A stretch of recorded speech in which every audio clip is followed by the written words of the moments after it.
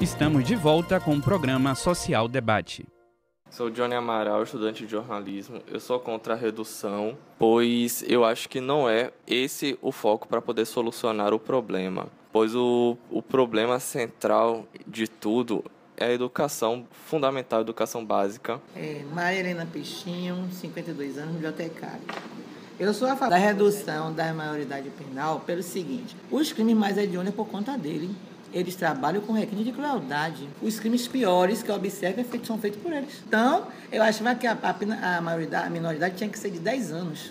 Intérprete de Libras e recepcionista, 42, estudante de psicologia. Da maneira como o mundo está sendo agredido diariamente por eles, e eles sem punição, eu acho que isso é um estímulo.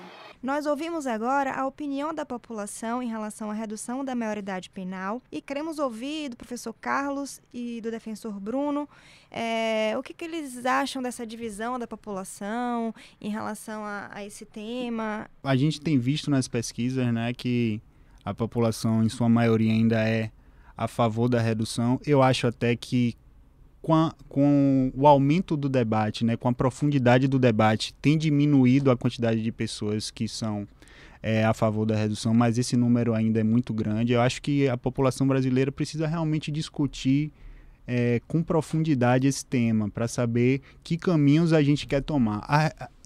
Parece que é uma coisa simples a redução da idade de 18 para 16 anos, mas isso tem impactos extremamente profundos na nossa sociedade, em vários níveis, sociais, jurídicos, políticos, enfim. Então a população precisa estar esclarecida de quais consequências ela está assumindo com esse tipo de postura e que sociedade a gente está pregando, certo? Então, esse discurso de ódio que tem ganhado espaço também tem tido, de um outro lado, um discurso presente de garantia de direitos, de respeito ao tudo que já foi conquistado, né? Nós passamos por uma ditadura militar, o professor bem sabe disso, nós estamos ainda engateando em termos de democracia, né?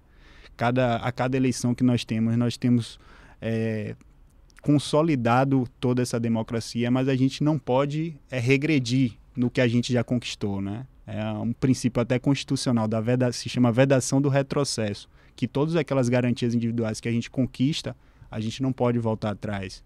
E eu acho que isso está muito à prova nessa discussão da redução. Acho importante que ela seja cada vez mais aprofundada. Penso que a própria maneira como essas opiniões elas são coletadas, não especificamente aqui da maneira como foi coletada aqui, mas o contexto em que elas são, que as pessoas são chamadas a responder sobre isso, também importa na resposta que elas vão dar. Quando se fala em criminalidade, quando se fala em violência, quando se fala em crime hediondo, em morte, em estupro, em sequestro, que são crimes gravíssimos e que, como o Bruno falou anteriormente, não representam entre os menores de idade mais do que 5% dos crimes, foi isso que você falou, né? Entre os atos infracionais praticados por menores são menos de 15%. E a quantidade de crimes praticados por menores são menos de 5%. Dos crimes que são praticados no país. Quando as pessoas se confrontam com esses dados, certamente elas mudam de opinião, se tem um mínimo de discernimento, justamente porque, mesmo que não considerem que um jovem, que um adolescente ainda não seja plenamente formado enquanto um indivíduo na sociedade em que vive, pelo bom senso e pela ciência, inclusive, pelo fato de saber que o Brasil não estaria preparado para receber esse número de pessoas a mais dentro de um sistema prisional que já não está funcionando, as pessoas acabam retrocedendo nesta ideia de que a redução da maioridade penal ela precisa ser efetivada porque a gente precisa punir as pessoas. Uma coisa que é interessante, a gente no bloco anterior falou sobre os direitos humanos, e há também nesse discurso da redução da maioridade penal que está associado ao discurso que reclama a pena de morte e a prisão perpétua no Brasil, estão muito interligados, né? Existe uma ideia de que quem fala em nome dos direitos humanos está falando em nome da defesa da criminalidade. É importante também que isso seja colocado. Quando essas opiniões elas eclodem de maneira dominante muitas vezes, elas são fruto exatamente da ignorância, inclusive das pessoas não saberem que a existência de institutos pelo mundo afora e dessa entidade chamada direitos humanos, que surge exatamente, os direitos do homem, os universais do homem surgem lá na Revolução Francesa, e os direitos humanos, como nós conhecemos hoje, surgem a partir do final da Segunda Guerra Mundial e estão ligados à garantia de que atrocidades não aconteçam no mundo, por exemplo, de que determinadas populações não sejam exterminadas por princípios racistas ou por princípios de preconceito. Ele surge para isso. Então todos nós, mesmo que não tenhamos ninguém na nossa família que tenha cometido um ato infracional ou um crime, todos nós somos... os direitos humanos atendem a todos nós, inclusive se estivermos, por exemplo, fora dos nossos domicílios, fora dos nossos países e formos para um outro país em que as leis sejam diferentes. É exatamente aos direitos humanos que nós podemos recorrer para evitar que uma atrocidade venha a acontecer conosco. Trocando em miúdos, o que eu quero dizer é que quando as pessoas respondem de maneira muito simplista que são a favor da redução da maioridade penal, ou mesmo que são a favor de que se extermine, de que se matem criminosos, adultos ou não adultos, é porque as pessoas consideram, fazem uma classificação nas suas cabeças de que um ser humano que comete um crime é menos ser humano. E aí é preciso fazer uma reflexão. Os estudos sobre criminologia, existe um autor, um sociólogo chamado Emile Durkheim, que foi um dos primeiros sociólogos que se dedicou ao estudo do crime, porque ele fazia uma divisão da sociedade entre o que era normal e o que era patológico. A princípio pensa-se que o crime seria algo, nessa classificação durkheimiana, patológico, e ele não é. Para Durkheim, o crime faz parte, dentro da história humana, do que seria normal, não do que seria bom. Mas, por exemplo, o corpo humano possui, ele fazia uma comparação com o corpo humano, né? O corpo humano possui uma série de processos que não necessariamente são bons, mas eles fazem parte da normalidade do corpo. Né? A vida biológica, a cada dia que vivemos, estamos caminhando para a morte. Isso é normal. E a morte é uma coisa que todos nós consideramos ruim, mas faz parte. A análise durkheimiana, por que eu estou trazendo ela aqui? Ela talvez nos ilumine para o fato de que a criminalidade ela está muito mais associada, ela está associada muito mais a elementos profundos da própria vida humana no planeta, que são interpretados de diversas maneiras, pelas religiões, pelos estudos científicos. O que nós precisamos coibir é a criminalidade enquanto um ato que ameace a vida humana. Mas talvez a ingenuidade das pessoas que defendem a redução da maioridade penal, achando que esse castigo vai exemplar, e o Bruno colocou muito bem aqui, que o criminoso, adolescente ou não adolescente, ele não comete o crime em função da pena que ele vai receber. O ato do crime, e sobretudo dos crimes mais hediondos, ele já acontece se não houver uma patologia psicológica, se a pessoa não for um psicopata, ele já acontece porque aquele indivíduo já está de tal maneira dissociado daquele meio social dominante, onde o crime não deveria acontecer, que para ele tanto faz ou tanto fez. Isso também está em Durkheim, quando ele vai falar a respeito do que ele chama de anomia. Né? Para ele, o sujeito que comete um crime hediondo, ou o sujeito que não se vincula ao seu meio social, que não se sente identificado com o meio social, ele sofre do que ele chamava de anomia. E a anomia poderia levar ao suicídio, se o sujeito não se sente bem, se suicida. Mas a anomia também leva a atos que ferem o convívio. É preciso pensar sobre essas coisas. Ninguém precisa ser sociólogo, ninguém precisa ser historiador para pensar isso, mas é só aprofundar um pouco e se colocar. E se fosse o meu filho, será que o meu filho também não poderia cometer? É importante mencionar também, professor, que alguns países do mundo já tomaram esse caminho da redução da maioridade, né? Eu cito aqui o Japão e a Espanha, que fizeram a redução, mas pouco tempo depois viram que aquilo não foi efetivo e voltaram atrás. Então o Brasil tem até exemplos internacionalmente de que não funcionou a redução da maioridade penal. A gente tem hoje os Estados Unidos, que é um país extremamente punitivo internamente, até por uma questão moral da cultura da população, e que hoje discute em inúmeros estados o aumento da idade penal das pessoas que respondem a crime lá no país deles. Então, a gente vê que o Brasil, na verdade, está indo na contramão do que o mundo tem discutido atualmente. Quando o mundo pensa em punir menos e visto que a solução para a violência não está na punição, o Brasil vem na contramão disso tudo. Você está acompanhando o Social Debate e o tema de hoje é a diminuição da maioridade penal. Os nossos convidados são o professor historiador Carlos Barros e o defensor público Bruno Moura. Também tramita na Câmara dos Deputados uma nova regra para liberar o porte de armas. Como é a relação entre a diminuição da maioridade penal e a liberação do porte de armas? Pode aumentar a violência? Quando a gente vai analisar a criminalidade no dia a dia de uma vara da infância e juventude que julga atos infracionais ou numa vara criminal, a gente vai ver que ela tem muito da origem dela vem da questão do tráfico de drogas. E aí é uma outra discussão importante que a sociedade tem que fazer. Será que não é melhor a gente descriminalizar, ou seja, a gente tentar reduzir o poder do tráfico de drogas? Porque quando a gente analisa o sistema penitenciário, os que ganham realmente dinheiro com o tráfico de drogas não estão presos. Quem está preso é exatamente o menor, que o menor é a ponta desse sistema todo. E é ele que dá a cara a tapa, que a polícia vai pegar na rua vendendo a droga e que vai levar para as varas de infância. Então a gente tem que pensar de forma aprofundada que a política que a gente tem hoje, proibicionista, em relação à droga, não funcionou. É uma política ineficaz. E aí a gente tem a origem. E aí também outra discussão, a questão da arma. Como essa arma chega nas pessoas, né? E aí eu não vejo a discussão por esse lado. As armas estão aí, então vamos liberar para todo mundo. Pelo contrário, as armas que estão aí, vamos fiscalizar mais para que elas não tenham uma circulação tão fácil. A questão não é a lei, a questão é uma efetividade do aparato estatal para coibir essa circulação tão livre das armas. A gente sabe, a gente vive numa sociedade que a droga é proibida, que a arma é proibida, mas a gente sabe que a gente vai ali na esquina e compra a droga e compra a arma. Será que eu sei disso? Será que a polícia não sabe disso? Será que o secretário de Segurança Pública não sabe disso? Então a gente tem que começar a refletir como combater isso e de uma forma realmente serena e aprofundada da questão.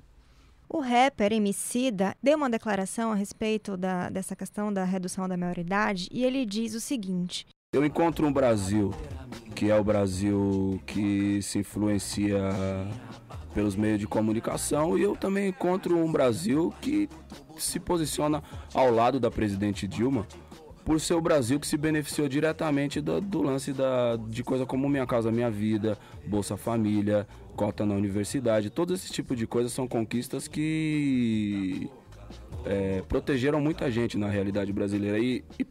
Essas coisas. E mais uma outra bandeira que para mim é importantíssima. Do outro lado, tinha o Aécio Neves, que era um candidato que tinha a redução da maioridade penal como uma prioridade. Isso praticamente. Eu sou radicalmente contra isso aí, sacou? Porque eu venho de uma realidade onde hoje, 2015, no bairro do Cachoeira, você vai lá ter uma escola caindo aos pedaços, uma creche. Pra gente entrar num tema desse, falar com seriedade sobre isso, a gente precisava mergulhar no âmbito da educação no Brasil de uma outra maneira, entendeu? Então você não tem uma escola, você não tem um centro cultural, você não tem realmente nada pra molecada. A molecada fica sentada lá na rua o dia inteiro, tá ligado? Você tem o que lá? Tem a biqueira vendendo droga, tem boteco lá pra caramba e tem a polícia, que é o único braço do Estado que chega lá, infelizmente, até hoje. Então, isso também me fez... Na verdade, eu nem tava querendo me envolver tanto com política naquele ano, mas esse é um tema que me preocupa muito, entendeu? Porque as cadeias já tá lotada e já não funciona, entendeu? Você concordando comigo ou você discordando de mim, não tem como você olhar para a cadeia brasileira e achar falar que vai sair uma coisa bacana dali dentro, que aqueles caras vão sair dali pronto para ser ressocializado. A cadeia brasileira não ressocializa. Não faz isso. Os dois concordam com essa afirmação do rapper? Eu plenamente. Eu acho que a cadeia em si, o ato de tirar a liberdade de alguém, aí eu vou mais filosoficamente mesmo, por si só ele já produz naquela pessoa uma modificação. Se essa modificação vai propiciar uma ressocialização ou se vai piorar aquele estado, depende exatamente de como essa pessoa será tratada na ausência da liberdade. Ninguém está falando aqui de passar a mão pela cabeça ou de não punir alguém que cometeu um crime grave. Mas se trata de saber que planta, né, fazendo uma metáfora, está se cultivando ali. Se uma orquídea ou se uma planta carnívora, que vai, no momento em que for colocada em liberdade, vai comer a nossa mão. Então, a fala de Emicida é uma fala recorrente, inclusive, entre os artistas do rap, entre os músicos que trabalham com essa vertente, porque são pessoas que, de certa maneira, acabam sendo porta-vozes de uma realidade que muitas pessoas não querem ver, não querem entender, de que nessas comunidades, nas periferias, existem muitas pessoas que não estão ligadas ao crime porque, de alguma maneira, encontraram caminhos, horizontes diferentes para não caírem no sistema do tráfico de drogas, para não caírem nos sistemas de ataques a patrimônios e se tornarem criminosos. Eu, particularmente, acho que é uma constatação que ele está fazendo. É interessante que eu que atuo junto a esse sistema de justiça e que, por dever de ofício, tem que estar presente dentro dessas unidades, como é difícil que esses atores do sistema de justiça estejam presentes com mais frequência dentro dessas unidades. Porque é como se lá tivesse o lixo mesmo da nossa sociedade, né? E é assim que eles são tratados e assim que eles vivem dentro dessas unidades. Então, nós que pertencemos, de certa forma, a uma casta e que estamos nesses órgãos de justiça, né? Porque fomos nós que tivemos a oportunidade de fazer uma escola particular, de fazer uma universidade e ocupar esses espaços, nós não se sentimos bem quando temos que ver aquilo de perto. É como se eu não quisesse aquilo. E isso que eu falo em relação aos atores do sistema de justiça é uma ideia que eu passo para a sociedade como um todo. Eu quero que ele vá para a cadeia, mas eu não quero ir lá ver como essa cadeia. Eu não quero nem morar no bairro que seja próximo a um bairro que tem uma cadeia. Quando a gente vai construir um presídio, quantos e quantos abaixo-assinados tem que as pessoas fazem que não querem uma unidade prisional ali e tudo mais? Porque a gente quer sempre jogar o lixo para debaixo do tapete. É sempre mais cômodo para as pessoas entenderem que aquilo não existe. Não é isso? E realmente não pensar o problema de uma forma clara e efetiva, né? E é isso que a gente vê comumente nas discussões. Para a gente terminar, qual a mensagem que vocês deixam para os ouvintes do Social Debate? Professor Carlos? Que a minha mensagem vem em forma de música, né? Quando eu fui convidado para essa discussão aqui, o tempo todo me veio à mente uma canção do Chico Buarque chamada Meu Guri, que conta, foi uma canção que o Chico fez e que Elza Soares gravou primeiro, e que é uma canção que fala exatamente dessa mãe que espera o filho e que o filho não chega, né? Porque quando na verdade ela vai acompanhando essa trajetória dele de entrada no mundo da criminalidade, e tem um momento que, quando ele volta morto. E essa imagem dessa mãe que vê o filho morto e que esse filho morto deixa de ser o guri dela, mas continua sendo o guri dela, é talvez a imagem que mais marque para que eu, ao falar de maioridade, da idade em que uma pessoa pode ser criminalizada no sentido tal e qual um adulto, né? Não estou falando que não tenha que haver uma punição, mas tal e qual um adulto, é como se me viesse sempre à mente essa imagem desse guri que ficou lá estendido no chão. Quem não ouviu a música ainda pode buscar para ouvir. Não vou cantar ela aqui, porque é muito... A imagem é muito triste. Vale a pena pensar sobre essa canção quando pensar sobre maioridade penal, para mim, pelo menos. Quando eu penso em redução da maioridade penal, eu me remeto quase sempre a um dos atendimentos que eu tive quando eu ainda era defensor em Feira de Santana, em uma das unidades de internação, que, conversando com o adolescente sobre as questões jurídicas do processo dele e sobre a vida dele mesmo ali dentro da unidade, por que ele estava ali, o que é que ele queria a partir do momento que ele saísse da unidade, ele me reportou uma questão que nunca saiu da minha cabeça. Ele falou para mim: doutor, eu precisei cometer um ato infracional para poder ter um tratamento dentário aqui dentro da unidade, porque eu nunca tive isso na minha vida. E aí aquilo ali ficou na minha cabeça, assim, será que se esse adolescente, se essa criança lá fora tivesse um olhar do Estado, será que ele chegaria a cometer aquele ato infracional? Porque a gente às vezes precisa que aconteça alguma coisa para a gente olhar para o problema, né? Esses adolescentes, esses jovens, eles são invisíveis até o momento que eles cometem um ato infracional. E a partir desse momento ele é visível para o Estado, mas é visível no sentido de punir. Ele foi invisível até ali, mas foi visível no momento de punir. Então, será se a gente não fizesse um trabalho preventivo com esses adolescentes, a gente não teria uma outra realidade em relação à nossa juventude, né? A gente precisa realmente discutir implementação, né? A lei é bem clara quando fala que a infância e juventude deve ser tratada de forma prioritária, inclusive na questão orçamentária. Mas a gente não vê na prática nenhuma efetividade dessa prioridade que fica a letra morta em lei, né? Como tantas outras que a gente tem no Brasil. Então, um pouco da minha experiência desses 3 anos e ter convivido e conviver diariamente com esses adolescentes, assim, eu acho que eu tenho condições de dizer quem são eles, assim, e eu vejo que aqueles adolescentes que cometem ato infracional é uma questão, na maioria das vezes, de falta de oportunidade mesmo, né? Eles só precisam... o ato infracional muitas vezes é o grito de socorro desses jovens, né? Ele diz, eu estou aqui, eu existo, eu quero que vocês olhem para mim. Eu não quero que você passe num sinal de trânsito e feche o vidro na hora que eu for pedir um dinheiro. Então, o ato infracional é o grito dessa juventude. Então, isso nunca saiu da minha cabeça e eu acho que isso é uma reflexão importante para que nós todos temos em relação à redução da maioridade, né? Isso que juventude, e essa juventude vai ser a geração que vai estar aí no Brasil por muitos e muitos anos. Então, é importante que a gente entenda que geração é essa que a gente quer formar.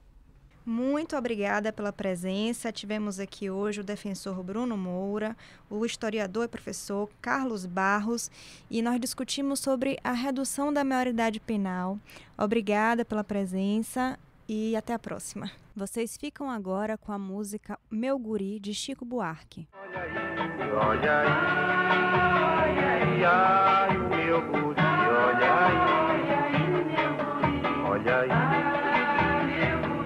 é o meu guri, e ele chega estampado, manchete, retrato com venda nos olhos, legenda e as iniciais. Eu não entendo essa gente, seu moço fazendo alvoroço demais. Social Debate. Você acabou de ouvir um conteúdo produzido pelos alunos da Faculdade Social da Bahia. Orientação, Daniela Souza. Edição de áudio, Jorge Medina.